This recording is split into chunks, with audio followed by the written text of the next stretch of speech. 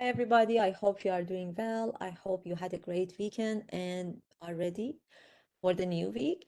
My weekend was okay. I was just at my friend's. It was a birthday, so we had a lot of fun. And whenever I'm having a good weekend, I really feel good to just, I feel like it's gonna set the tone for my week. So I feel really good about the new week. So I'm really positive that good stuff gonna happen to me. I really need to see myself. I don't know why it's not here. Like a picture of me should be up there, but it's not. But yeah, that's another story. I'm gonna fix it soon. Um, should be no more. Yeah, okay, forget that. I'm gonna fix it soon. So let's talk about the new chapter. It is about okay. Um, yes, we fixed that. So let's talk about new chapter. It is about health behavior. So we're gonna talk about different stuff here. First of all, we're gonna talk about like healthy behaviors. Then we're gonna talk about health promotion, changing health habit. We're gonna talk about cognitive behavioral approaches to health behavior change. Then we're gonna talk about different models related to behavior change and like changing behavior, like health behavior through social engineering. And lastly, we're gonna talk about health habit modification.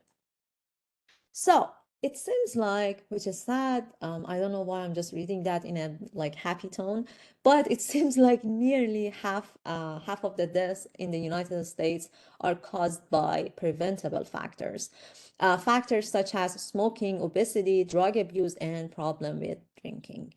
The point here is I actually don't feel like drug abuse is just something that it is on your own, because like part of it is just about genetics, another part is about when you actually get into it, it is very hard to quit that. And I wish people would just understand that. At least people would just see those people who are suffering from drug abuse, but they want to get rid of that, but they cannot.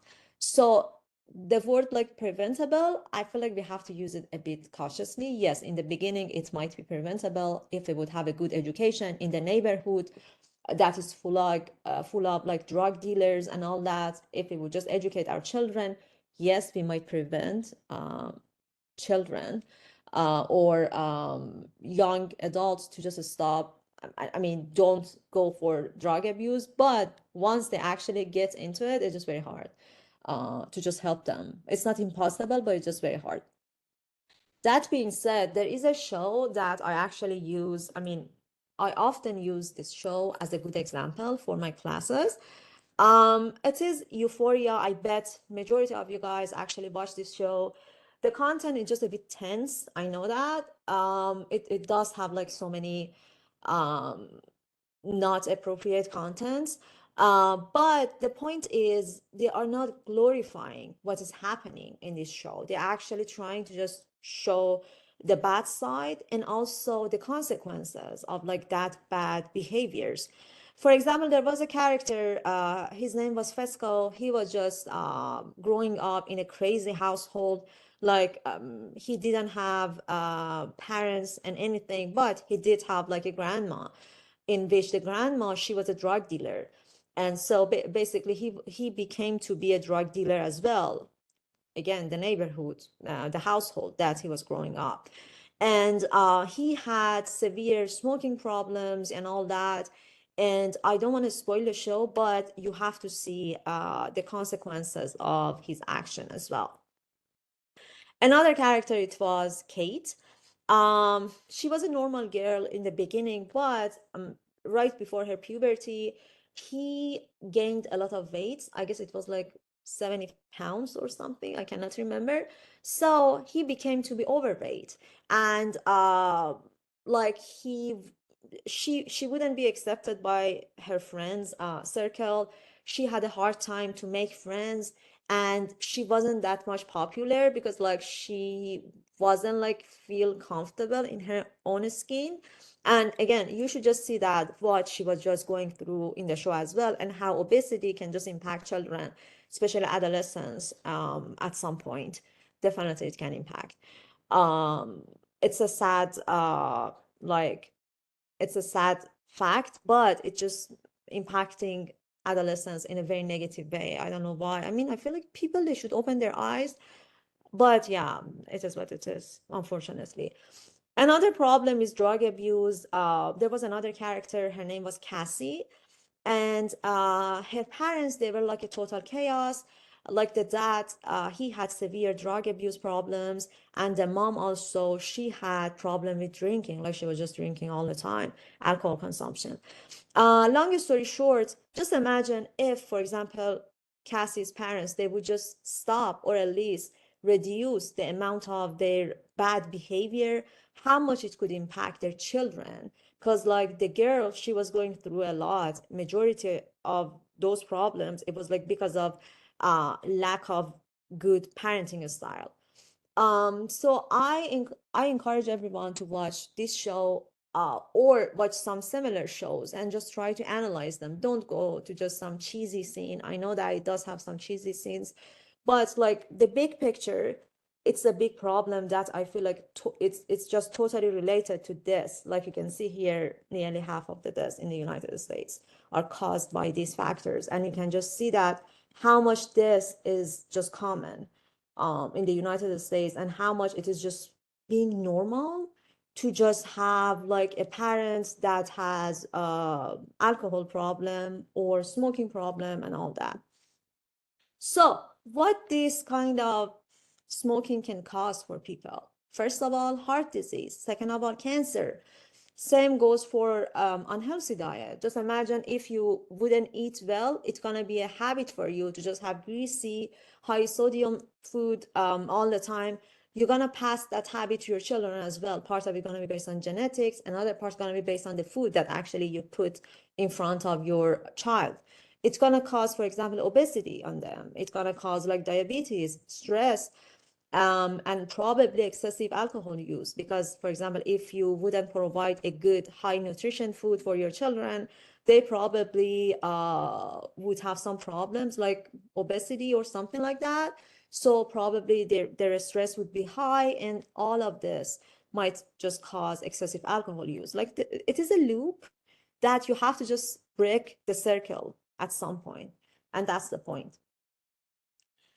There are like other problems as well with alcohol consumption or drug abuse. For example, there are gonna be unintentional injuries on the road. For example, you would forget to just wear your seat belts, um, or at home, it might cause like some sort of fire or poisoning or falling from the stairs and all that. You can read more and more about all of them in your book. I'm gonna skip that because I need to just make the video less than 10 minutes, hopefully. Um, but yeah, let's talk about health promotion behavior. Health promotion is just basically the idea that good health or wellness is personal and collective achievement. For example, healthy behavior gonna be undertaken by people to just enhance their lifestyle, make their life better, which can cause like healthy habit. If you would just start from somewhere, like even just a small habit, like take a walk for like 10 minutes every day, or just take the trash out, but just walk to the, for example, dumpster instead of just using your car to go to dumpster. It is crazy. I'm just seeing that only in my neighborhood. I hope it wouldn't be the same in your household, but like the section in my house that I'm just recording the videos, it's just right in front of the window, and there is the dumpster back like at the end of the road, that like my the window is just here. So basically, I can see people, they put like the trash, like a big trash on top of their car. And it just like literally, I would say like 2 minutes to dumpster. But they are just using their car to just take the trash out. Like, dude, you can just walk and just, it's good to just do that, like at least like twice a week and do that. And I can see that they are just suffering from a lot of problems, because like some of them, they are my neighbors and we are talking. Sometimes I'm just want to open up, but again, if I would do that, it's like, okay, oh, you are just watching us, so yeah, it's not gonna be good. But like I'm telling you, if you are one of those people, don't do that. Use your feet to just walk sometimes, or go running. Whenever you're gonna start a good habit, I would say either it's gonna be going to the gym, or just running every day, or just take a walk, like a casual walk every day. you're gonna be obsessed with every aspect that's gonna impact, for example, your running activity. That being said, I was at my friend's house last night and like everyone was just drinking like crazy.